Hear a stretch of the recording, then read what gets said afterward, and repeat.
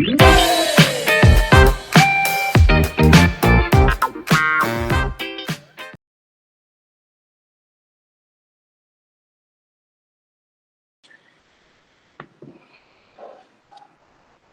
para todos. Vamos a iniciar la charla de fisiología ginecológica del día de hoy. Entonces, primero, importante decirles que toda la parte endocrina y ginecológica la vamos a dividir en dos.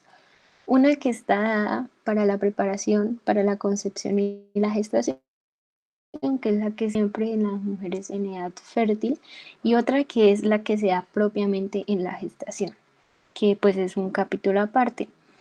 De lo que vamos a hablar hoy es lo que se conoce como ciclo menstrual, como ciclo sexual mensual, ciclo ovárico mensual o de alguna otra forma. Y consiste en unas variaciones cíclicas en cuanto a las hormonas femeninas y algunas alteraciones o cambios en los órganos sexuales femeninos, que generalmente tienen promedio una duración de 28 días, pero puede variar mucho entre 21 y 45 días. Entonces, vamos a ir la charla en cuatro partes. Vamos a ver todo primero dividido, entonces vamos a iniciar con la ovogénesis, luego vamos a hablar del ciclo ovárico, luego el ciclo endometrial y luego vamos a terminar con el eje hipotálamo hipófisis ovario, que es, digamos, la reunión de todo. Entonces, para iniciar, pues es importante que tengan en cuenta que los gametos sexuales, tanto masculinos como femeninos, van a derivar de unas células que se conocen como las células germinales primordiales. Y después de esto, pues va a venir todo el proceso de ovogénesis, en este caso, que es lo que nos importa, mediante el cual estas células se van a convertir en los ovocitos maduros, que van a ser la unidad funcional. Como ven, entonces la maduración va a iniciar desde antes del nacimiento con estas células que derivan del epiblasto a la segunda semana de gestación, que van a ir hasta el saco vitelino y posteriormente en la cuarta semana van a empezar a migrar hacia lo que serían en ese momento las gónadas en desarrollo, lo que van a ser los ovarios.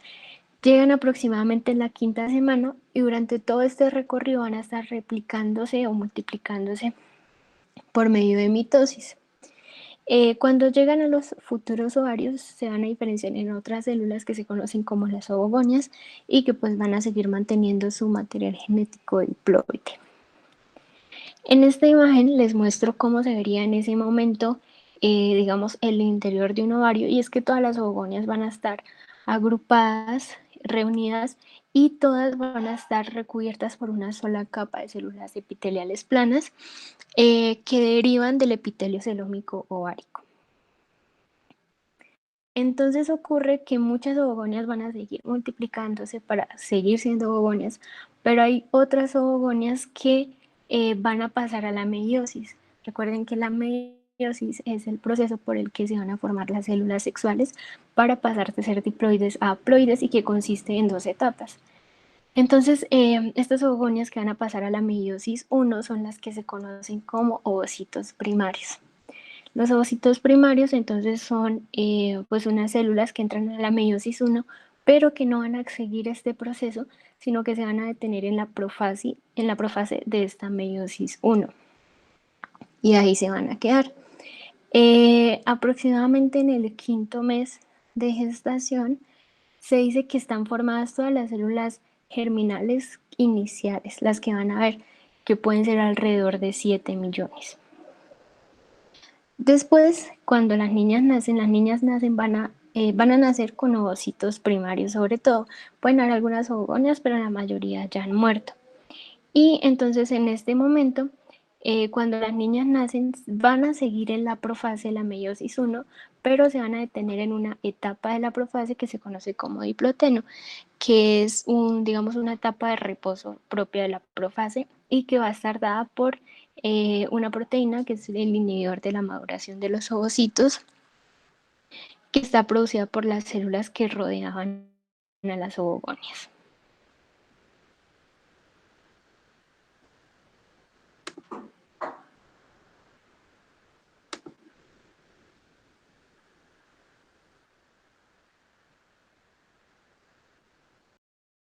Esta conferencia comenzará a grabarse.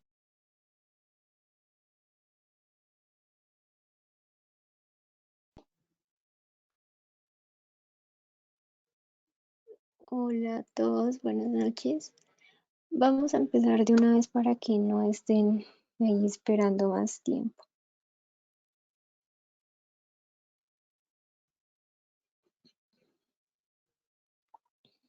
Bueno, entonces hoy vamos a hablar de anatomía, en la parte ginecológica. La idea no es tanto como profundizar así en aspectos muy específicos, sino que tengamos una idea más general o de las cosas más esenciales e importantes para tratar los temas que veremos posteriormente y los talleres que vamos a hacer.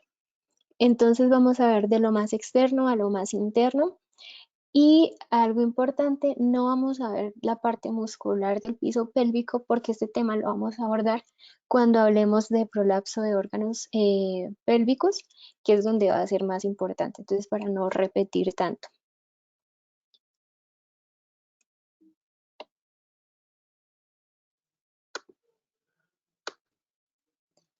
Listo. Entonces vamos a iniciar con los órganos externos. Vamos a hablar en primer lugar de la vulva. ¿Qué es la vulva? O lo que conocemos como vulva, entonces va a ser la inclusión de todas las estructuras externas que vamos a encontrar desde el pubis hasta el cuerpo perineal y que vamos a observar a simple vista. ¿Listo?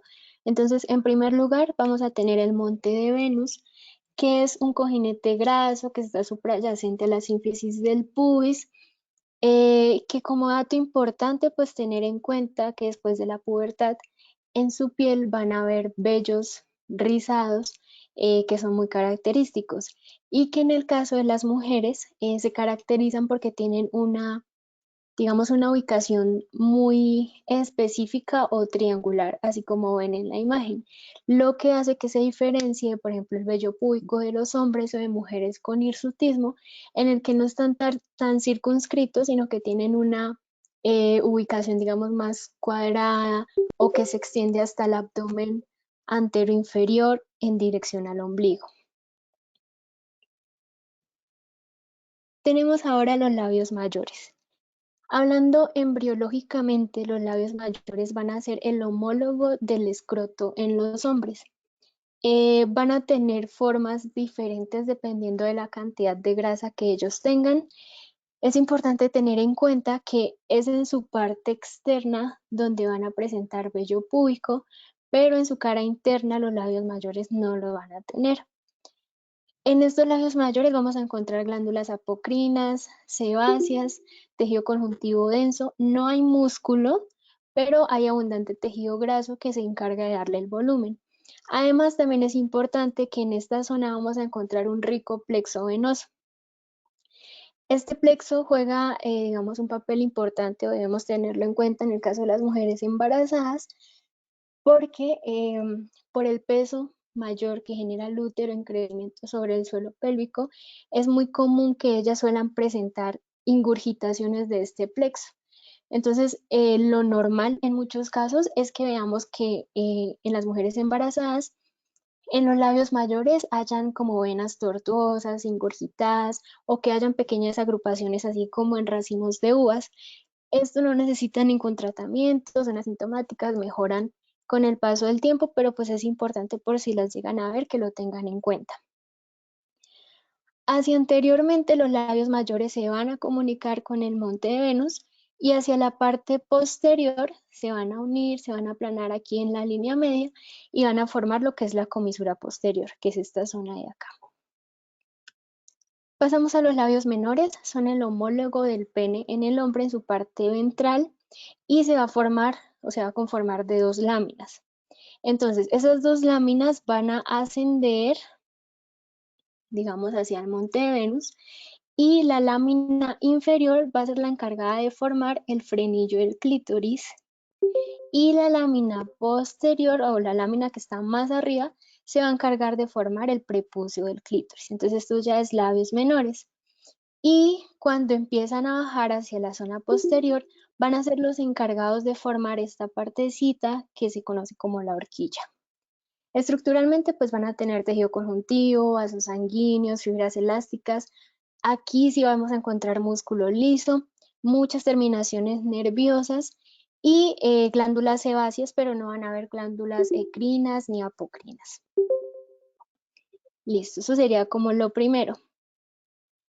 Tenemos el clítoris, que es el homólogo eréctil del pene, que visualmente solo vamos a ver aproximadamente 2 centímetros y se va a componer de 3 partes principales, del glande, del cuerpo y de 2 pilares. Entonces, en esta imagen les quiero mostrar un poco más a fondo de cómo se ve internamente el clítoris para que lo tengamos en cuenta. Entonces, como les decía, tiene una cabeza o glande, tiene un prepucio, tiene un cuerpo. Como vemos, pues es, digamos, muy similar a las estructuras que se encuentran en el pene masculino. Como dato importante, como hay prepucio, en las mujeres también puede ocurrir que por la descamación de las células de la cara interna del prepucio haya esmegma, y por eso la importancia también de la higiene. Se van a encontrar los 2 pilares que corresponden a los cuerpos cavernosos. Y bueno, esto sería el clítoris como tal. Sin embargo, aquí nos muestran 2 cosas que son también muy importantes o que están muy relacionadas, que son los bulbos vestibulares, que corresponden a los cuerpos esponjosos en los hombres. Estos tienen o cumplen un papel muy importante principalmente en todo lo que es, digamos, las relaciones sexuales, eh, el desempeño o la satisfacción como tal. Bueno. Ahora vamos a hablar aún de la parte externa de una zona más específica que se conoce como el vestíbulo. Según la literatura, es una zona con forma de almendras que se va a delimitar de la siguiente forma.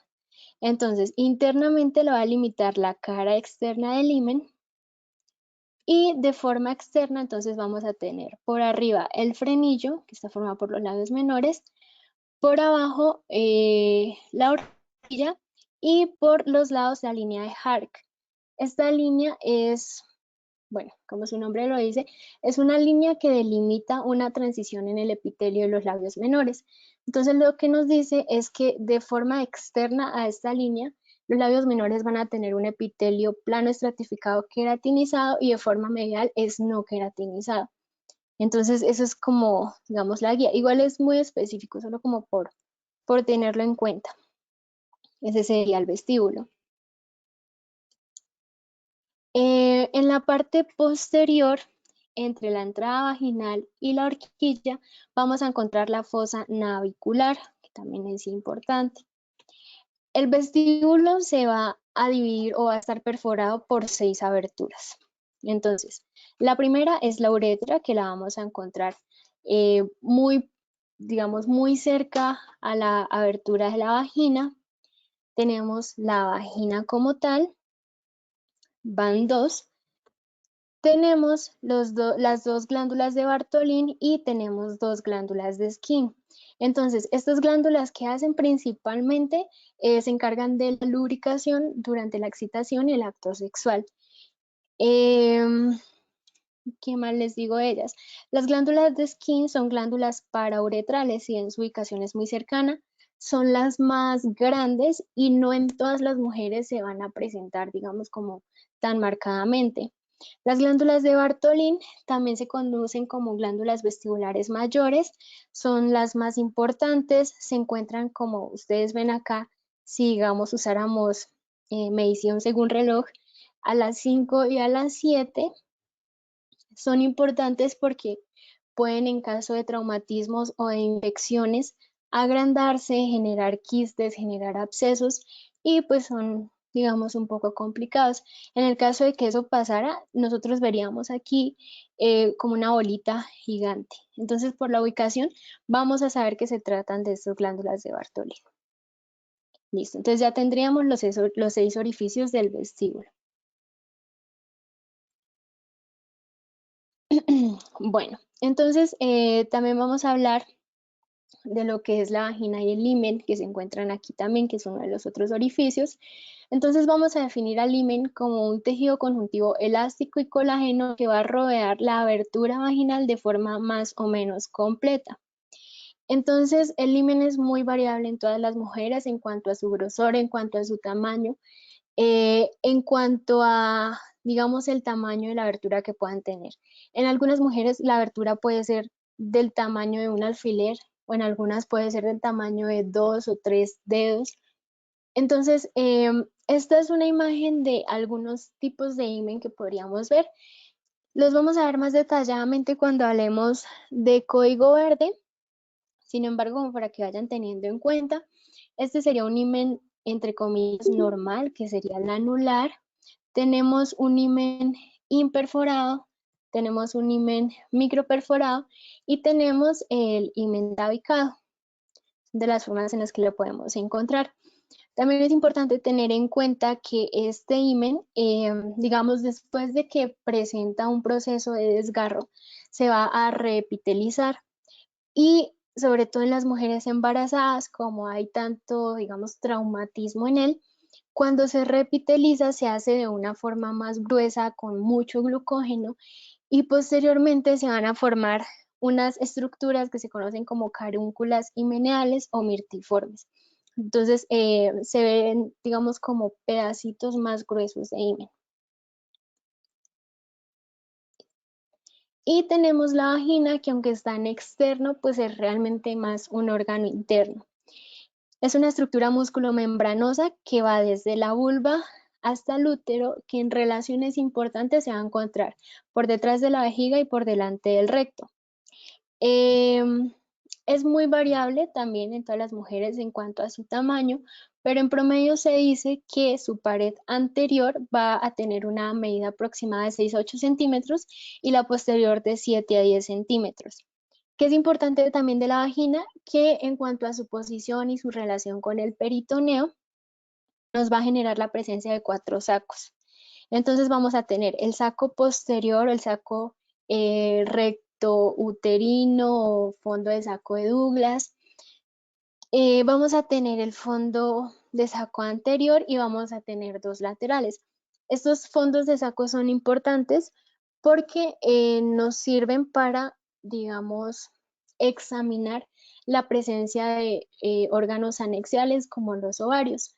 En el momento en el que se hace el tacto, es posible que al irnos de forma lateral y un poco hacia arriba podamos sentir estos órganos o podamos de pronto ver la presencia de masas anexiales como o sea, algún tumor en el ovario, por ejemplo. Y el posterior también es importante porque da acceso a peritoneo en el caso de algunas cirugías que se pueden hacer por vía vaginal. Es importante tener en cuenta también que a lo largo de todo su camino la pared tanto anterior como posterior va a presentar unas arrugas y que tiene una lubricación propia que está por un plexo capilar subepitelial vaginal, que todo el tiempo va a estar lubricando la vagina. Listo. En cuanto a la irrigación, básicamente, no nos vamos a complicar mucho, está por 2 arterias principales, la arteria uterina y la arteria vaginal. Las dos son ramas de la arteria ilíaca interna y tiene otras dos que son pues no tan importantes, pero sí están, que son la hemorroidal media que se va a encargar de irrigación posterior y la puenta interna de irrigación de los 2 laterales. Son también ramas de la ilíaca interna. Bueno, entonces ahora vamos a pasar a los órganos internos. Tenemos en primer lugar al útero, que se va a encontrar igualmente en cuanto a sus relaciones por detrás de la vejiga y por delante del recto.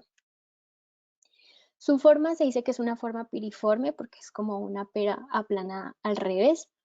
Se compone de 2 partes principales, una que se puede decir que es una forma triangular, que sería el cuerpo, y una parte inferior que sería rectangular o cilíndrica, que es el cuello. En mujeres nulíparas mide aproximadamente de 6 a 8 centímetros, puede pesar de 50 a 70 gramos, y en mujeres multíparas ya va a medir de 9 a 10 centímetros, puede pesar hasta 80 gramos, y en mujeres embarazadas puede llegar a pesar de 1200 gramos aproximadamente. Listo, entonces aquí ya viendo lo más interno, que es importante, pues tener en cuenta también que hay una parte que se llama el fondo, que es la parte, pues digamos, más posterior.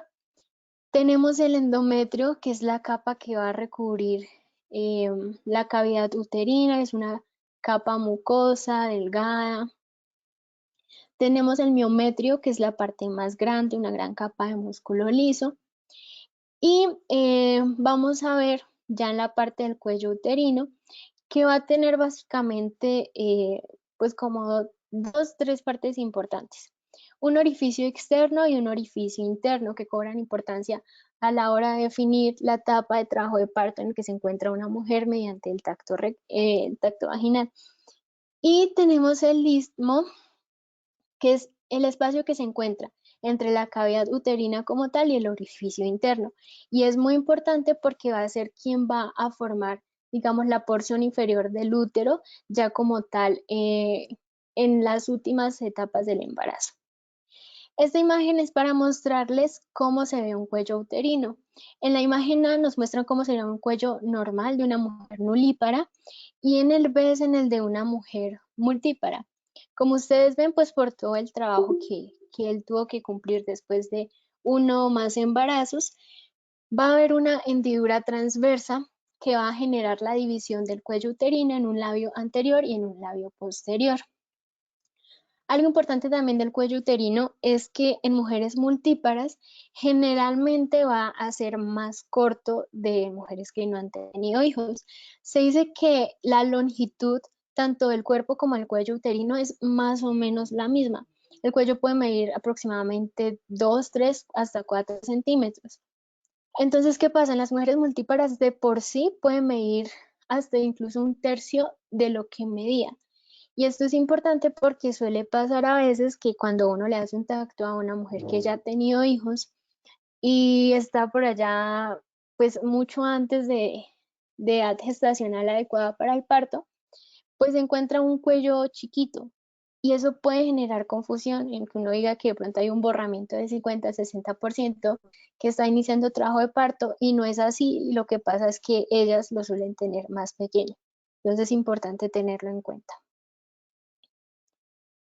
Listo. ¿Cómo es la posición normal del útero? Como les dije, pues las dos relaciones, pero él se va a encontrar de una forma que se conoce en anteversión y es que está inclinada hacia la vejiga. Eso es lo normal, sin embargo, hay otros dos casos en el que encontremos úteros en retroversión, que es cuando hay una inclinación hacia el recto, y útero en retroversoflexión, donde aparte de la inclinación hacia posterior, también hay una flexión sobre el recto. En cuanto al útero en retroversión, tenemos una clasificación de 3 grados. Entonces tenemos aquí el útero normal, un grado 1, es cuando, digamos, está lateralizado hacia posterior, pero no tanto. En el grado 2 es cuando se encuentra prácticamente vertical y en el grado 3 es cuando sí ya está prácticamente pegado al recto. Y esto es para tener en cuenta algunas de las anormalidades más frecuentes del útero. Entonces, si recuerdan, en embriología, el útero se va a formar principalmente de la unión de los conductos mullerianos. Entonces, ¿qué pasa? Cuando no se forman estos conductos, va a haber algo que se conoce como agenesia mulleriana, que es que no hay útero. Y esto pues se representa en un síndrome que veremos después. Cuando se unen de forma anormal, va a haber un útero septado o arcuato, en el que lo que ocurre es que va a haber una capa de tejido en medio del útero que lo va a ir dividiendo, puede ser muy variable, desde la parte más inicial del fondo hasta incluso llegar al cérvix. En el caso de que se forme un solo conducto mulleriano, se va a dar un útero unicorne en el que pues hay solo una parte y hay solo una trompa de falopio. Si se unen de forma incompleta, se va a dar un útero bicorne, el que ustedes ven que está dividido en dos, casi que completamente. Y si no se unen, se va a dar un útero didelfo en el que hay dos cavidades con dos vaginas por aparte. Dos vaginas, no, perdón, dos cuellos por aparte. Listo. Entonces, para seguir hablando del útero, digamos, algo importante son los ligamentos que van a hacer que él se mantenga en su puesto. Entonces vamos a tener tres grupos importantes. los redondos, los anchos y los cardinales. Entonces vamos a iniciar con el ligamento redondo, que está en verdecito. Entonces este ligamento se origina anterior y inferiormente a donde salen las trompas de falopio. Entonces, ¿qué ocurre? Aquí lo ven, ese ligamento va a nacer ahí, va a extenderse, va a descender por el conducto inguinal y va a llegar a insertarse en la parte superior de los labios mayores. Listo. Ahora tenemos los ligamentos anchos, que son dos ligamentos que se van a generar en la parte lateral del útero en forma de dos alas y que se van a dirigir hacia las paredes pélvicas. Entonces, estos ligamentos anchos en su recorrido pues van a digamos, cubrir otras estructuras, no solamente la parte lateral del útero, y según eso van a recibir un nombre. Entonces, en la imagen de acá, las que están en amarillo, cuando cubre a la parte de las trompas de falopio, la vamos a conocer como mesosalpinx. Cuando cubre el ligamento redondo, lo vamos a conocer como el mesenterio del ligamento redondo. Y aquí lo que nos muestran es pues la parte anterior y lateral. Listo. Entonces ya tenemos el redondo, los anchos y ahora los cardinales, que también se conocen como cervicales transversos o de McEnroth. Entonces lo que ocurre es que la base, digamos acá, de los ligamentos anchos se van a continuar con el tejido conectivo del piso pélvico y en ese caso pues van a formar unas estructuras muy gruesas o densas que se van a ubicar de esta forma supravaginal y son las que van a sostener esta parte. Listo. En cuanto a la irrigación, va a estar dada principalmente por dos arterias. Entonces tenemos en primer lugar la arteria uterina. Entonces, ¿qué va a hacer? Va a llegar de forma lateral, va a dar irrigación a todo el cuerpo del útero hasta que llega a la zona más superior y se va a dividir en tres. En una rama fúndica que va a irrigar la parte más profunda, en una rama ovárica que va a descender y luego se va a anastomosar con la arteria ovárica y la rama tubaria que se va a encargar de irrigar a las trompas de falopio.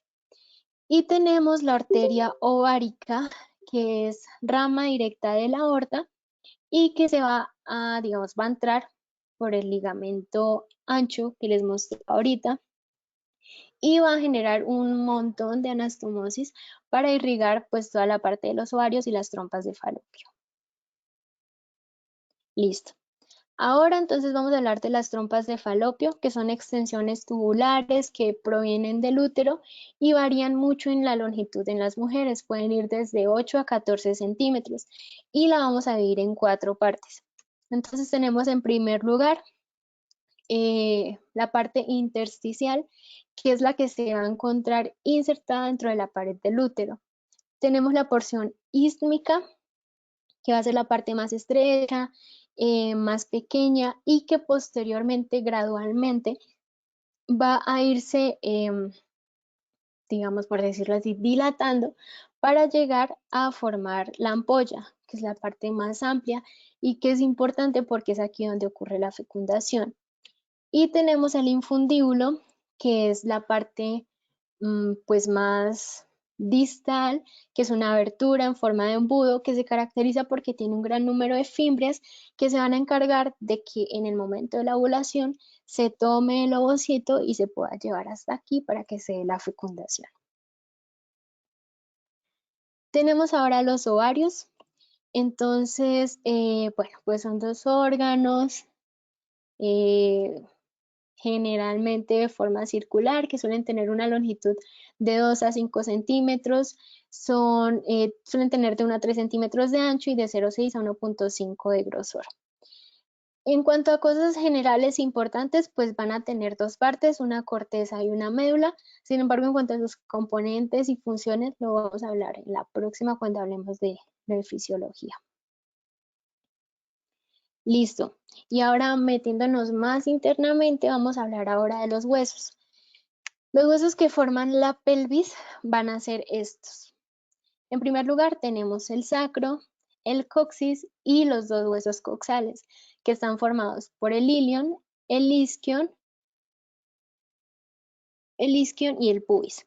Y vamos a tener tres articulaciones importantes, que son la sincondrosis sacroiliaca, la sínfisis púbica y la línea iliopectínea, que va a ser muy importante en cuanto a referencia de la pelvis o de los órganos que vamos a encontrar, como les voy a explicar ahorita. Entonces, esa línea es importante porque nos va a dividir la pelvis en dos. De esa línea para arriba vamos a hablar de la pelvis falsa o mayor, y de ahí para abajo vamos a hablar de la pelvis verdadera o menor. Entonces, la pelvis falsa, que es la que está por arriba, va a estar delimitada atrás por las vértebras lumbares, adelante por la pared abdominal anterior e inferior y a los lados por las fosas ilíacas. Desde el punto de vista obstétrico, esta pelvis no va a tener ninguna importancia porque aquí se van a encontrar solamente órganos intraperitoneales como los intestinos y bueno, todo eso que no va a ser tan importante en estos casos. Pero la pelvis verdadera, que está limitada por la cara anterior del sacro o el promontorio, por los isquion y por la pubis y el agujero obturador, sí va a ser importante porque es aquí donde vamos a tener todos los órganos que son, digamos, importantes para nosotros, que son extraperitoneales como la vejiga, el útero y el recto. Entonces, como lo que nos importa es la pelvis verdadera, Eh, hay algo muy importante que son los planos y diámetros que vamos a usar mucho en cuanto a la pelvimetría, que es la medición de las dimensiones de la pelvis de la mujer para definir principalmente el mecanismo de parto. Esto se debería hacer en la última consulta que se hace por ginecobstetricia después de la semana 37 para que se decida si podría haber parto vaginal. Entonces lo vamos a dividir en tres, digamos, eh, pensando en que es como un cono. Entonces vamos a dividirlo en un plano de entrada, plano de pelvis media y un plano de salida. Entonces, en primer lugar, el plano de entrada, también conocido como estrecho superior, que va a estar delimitado en la parte posterior por el promontorio, anterior por la sínfisis del pubis, que es lo que nos muestran en la imagen, y a los lados por las crestas pectíneas. Entonces vamos a tener unos diámetros importantes. Bueno, entonces primero vamos a tener unos diámetros anteroposteriores que van a estar dados por distancias entre la sínfisis del pubis y el promontorio sacro. Entonces, vamos a tener tres. El conjugado verdadero, que es el que se mide desde el promontorio hasta la parte más superior de la sínfisis, el obstétrico que va desde el promontorio hasta la parte media y el diagonal que va desde el promontorio hasta la parte más inferior. El único que podemos medir clínicamente es el conjugado diagonal. Listo, para que lo tengan en cuenta. Entonces, el conjugado diagonal generalmente debe medir de 11 a 12 centímetros, en promedio 11.5. Pero entonces tratamos de calcular el conjugado obstétrico haciendo una resta de 1 a 2 centímetros. Por lo general debe medir 10 centímetros y el verdadero, igualmente haciendo restas, debería medir 11.5 centímetros. Tenemos el diámetro transverso, que se va a dar, digamos, entre las dos partes más amplias de la cavidad, debe tener una medida de 13 a 13.5 centímetros. Y tenemos los oblicuos que van a ir desde la sincondrosis sacroiliaca hacia su lado posterior y también debería medir de 13 a 13.5 centímetros. Tenemos ahora el plano medio, es digamos donde están las medidas más estrechas. Y es muy importante esta parte porque pues nos ayuda mucho a la medición del encajamiento y el descenso del niño. Está limitado en la parte posterior por las últimas vértebras del sacro, la cuarta, la quinta, adelante por la sínfisis del pubis y a los lados por las espinas ciáticas. Aquí el diámetro importante que vamos a medir es el interespinoso entre las dos espinas, que debe medir 10 centímetros. Y tenemos el plano de salida o estrecho inferior, que está limitado adelante por la sínfisis del pubis, atrás por la punta del sacro y a los lados por las tuberosidades isquiáticas. Esta imagen nos dice que debería medir 11 centímetros, pero en este plano de salida nosotros lo que medimos es la distancia entre las dos tuberosidades, que debería ser mayor de 8 centímetros. Entonces, pues esto también es importante porque en el caso en el que veamos que las medidas son menores a las que les estoy diciendo según el plano, nos va a generar el riesgo de que hayan distocias. Las distocias es todo aquello que puede alterar un trabajo de parto normal. Entonces, si tenemos medidas más pequeñas, eso significa que va a ser muy difícil que el niño pase por ese canal del parto sin ningún problema y pues habría que pensar en que esa señora necesita una cesárea. También es importante aquí donde les decía de la medida del conjugado diagonal. Bueno, en teoría es el que se puede medir clínicamente, pero en realidad cuando uno hace el tacto vaginal para medir esta distancia, uno no debería tocar el promontorio. Si tocan el promontorio, eso es ya señal de que, pues de que hay necesidad de cesárea. Para esto también es importante como que ustedes conozcan cuánto miden sus dedos, cuánto miden tanto de largor como de ancho y cuánto pueden abrirlos. Y eso les va a ayudar mucho a tener como un rango de medidas sin que sea como tan estricto ahí midiendo. Bueno, esto también es importante en cuanto a la anatomía y son los tipos de pelvis que podemos encontrar en las mujeres. Entonces vamos a tener 4. En primer lugar tenemos el ginecoide. Entonces, en este tipo de pelvis vamos a tener que su estrecho superior es redondeado, como ven en la imagen.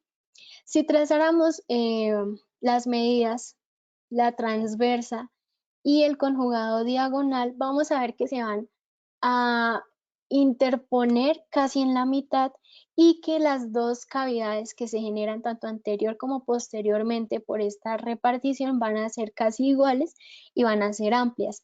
Si ven ustedes, las paredes están anchas, están separadas y las espinas ciáticas, que son muy importantes en cuanto a la medición de la pelvis, pues están separadas también. Se presenta en el 50% de las mujeres, es la más adecuada para un parto vaginal y se caracteriza porque este ángulo subpúbico va a medir más de 85 grados. Cuando hagamos el taller de trabajo de parto, no se afanen, les voy a mostrar, allá hay un muñequito de huesos donde vamos a ver cómo se mide este ángulo y cómo se medirían pues los otros diámetros y cómo se haría el tacto en cuanto a las estructuras, para que no se afanen.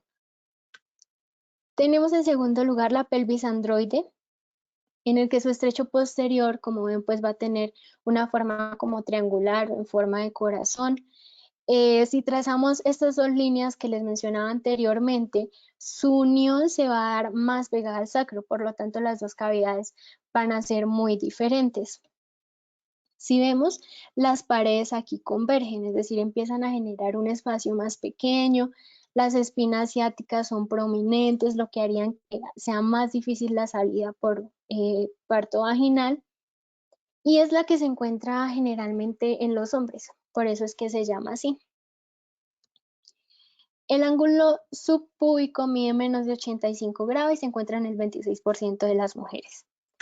Tenemos ahora la pelvis antropoide, que tiene una figura ovoide en su estrecho superior, que cuando trazamos los diámetros vamos a tener que la distancia anteroposterior va a ser mayor que la distancia transversa. Obviamente, todas estas que no van a tener las medidas adecuadas van a generar muchos problemas tanto en la rotación como en el descenso de los niños. La amplitud puede ser muy variable, se habla de una amplitud media, se presenta en el 18% de las mujeres, principalmente en mujeres de raza negra. Y tenemos la pelvis platipeloide, que tiene una forma más ovalada y a diferencia del antropoide, el diámetro que va a ser mayor es el transverso. El ángulo subpúbico mide más de 90 grados y se encuentra solo en el 5% de las mujeres. Uno podría creer que esta pelvis es fácil porque pues al haber, digamos, dimensiones más grandes, pues el descenso podría ser mejor, pero no es así porque en el momento de la expulsión, sobre todo, precisamente por su diámetro mayor, pues no va a generar, digamos, la compresión necesaria para que el niño salga ya en su última etapa. En cuanto a por qué una mujer tiene una pelvis u otra, se habla de que hay factores ambientales, culturales, genéticos o no se sabe. Entonces, por ejemplo, encontré que se ha demostrado o se ha visto que las pelvis androides se encuentran sobre todo en mujeres que durante su adolescencia hicieron muchísimo ejercicio, pero que no necesariamente están asociados con niveles androgénicos mayores, sino que tienen, digamos, sus hormonas normales, como cualquier mujer. En cuanto a las antropoides, se asocian con niñas que caminaron tarde, después de los 14 meses, y las platipeloides con niñas que caminaron mucho antes de los 14 meses. Bueno, estos tipos de pelvis es importante conocerlos, pero no son como lo más importante en el momento de hacer una pelvimetría, porque puede ocurrir que, por ejemplo, una mujer tenga eh, su parte posterior ginecoide y la parte de aquí sea más androide. Entonces pueden haber combinaciones de los tipos de pelvis que pueden generar problemas y que pues no nos podemos guiar mucho por eso. Aparte, la definición digital de esos tipos de pelvis no es tan fácil. Lo que nos recomiendan es que sepamos que podamos como eh, decir qué tipo de pelvis podría tener una mujer, pero que nos centremos más en los diámetros que les expliqué ahorita. Bueno, y por último, voy a hablarles un poquito de la glándula mamaria, que muchas veces está olvidada, pero también hay que recordar que sí hace parte de toda la parte ginecológica. Entonces, bueno, primero pues se va a componer como de tres secciones principales. Primero la piel, el tejido adiposo y el tejido glandular propiamente dicho. Entonces vamos a iniciar por la parte más externa. Entonces, bueno, perdonen mi dibujo horrible. Entonces, bueno, esta va a ser, digamos, la mama como tal. Y vamos a encontrar externamente una circunferencia que es lo que conocemos como areola, que es una región circular que suele medir de 15 a 25 milímetros, que se caracteriza porque tiene una coloración más oscura que la piel del resto del cuerpo de la mujer. Dentro de ella vamos a encontrar una papila gruesa que tiene unos orificios, que es lo que conocemos como pezón. Y dentro de la areola es importante tener en cuenta que es normal observar como unas pequeñas prominencias, pueden haber incluso hasta 20 en cada areola, y que son conocidas como los tubérculos de Morgagni. Estos tubérculos, digamos, en mujeres que no están embarazadas o que no han tenido un hijo, no son tan importantes. Son importantes más en cuanto a la lactancia porque ayudan a mantener lubricada pues toda esta zona, que no hayan, digamos, tantos como desgarros y daños. Y también son quienes ayudan a producir el calostro. Pero entonces cuando son mujeres embarazadas pasan a llamarse tubérculos de Montgomery, y en estos casos estos tubérculos van a atrofiarse, van a volverse más grandes, como en esta imagen. Eso es lo normal. También importante que esta parte de pezón y areola van a tener músculo liso eréctil y glándulas sebáceas, bastantes. Listo. Bueno, primero en cuanto al tejido adiposo, algo importante para que tengan en cuenta es que en mujeres jóvenes que no han llegado a la menopausia, lo común es que haya más tejido glandular que grasa. Pero en mujeres posmenopáusicas, este tejido glandular se va reabsorbiendo y el tejido graso va a tomar principal importancia. También que el tejido adiposo de las mamas va a ser de los primeros que aumente o se pierda con las pérdidas de peso o las ganancias de peso de las mujeres. Listo. Y en cuanto al tejido glandular, entonces tenemos en primer lugar los lóbulos, que podemos asemejar como racimos de uvas. Eh, y cada lóbulo se va, digamos, cada uvita solita va a ser un lobulillo. En el lobulillo, ¿qué hay? Esto, un alvéolo vacino, que es la estructura funcional, van a ser quienes se encarguen como tal de la producción de la leche y junto a ellos en el lobulillo va a haber un conducto interlobulillar. Estos conductos son ramificaciones de unos conductos más grandes que son los galactófaros. Estos conductos galactóforos van a llegar hacia el pezón y antes de salir van a formar algo que es el seno galactóforo, que básicamente es una dilatación en la que se va, entre comillas, guardar la leche antes de que sea el momento de salir. Y pues va a dar ciertos conductos de salida en el pezón, no necesariamente tienen que ser solo uno. Ay, se me olvidó decirles algo.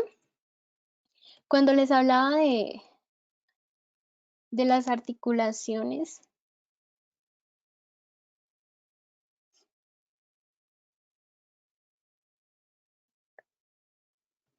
bueno, estas articulaciones son muy importantes, principalmente esta, la del sacro con el ilion, porque en el embarazo es normal que todas estas articulaciones tengan como cierta dilatación o que no estén como tan estrictamente pegadas como estarían en una mujer no embarazada.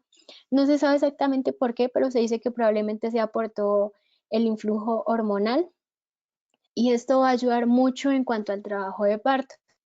Entonces, ocurre mucho principalmente con esta que les digo, y es que en el momento en el que una mujer esté en litotomía, posición de litotomía, digamos, está acostada con las piernas abiertas, esta posición es la posición en la que más va a haber un movimiento o relajación de esta articulación y es la principal razón por la que las mujeres se ponen así para el parto. Pero ¿qué pasa? Hay una condición para que ocurra ese movimiento y es que el hueso sacro esté pegado a algo, ¿sí? O sea, que esté recostado hacia posterior. Y esto es muy importante porque a veces pasa que las mujeres cuando están en su trabajo de parto por el desespero y el dolor, ellas tienden a subir la pelvis y cuando la suben lo que hacen es cerrar más el diámetro de salida. Entonces es importante para que ustedes recuerden cuando esté una mujer a punto de tener su bebé, que le digan que es importante que mantenga siempre la colita pegada a la camilla porque esto va a abrir el plano de salida de 2 a 3 centímetros. Y ya, eso era todo.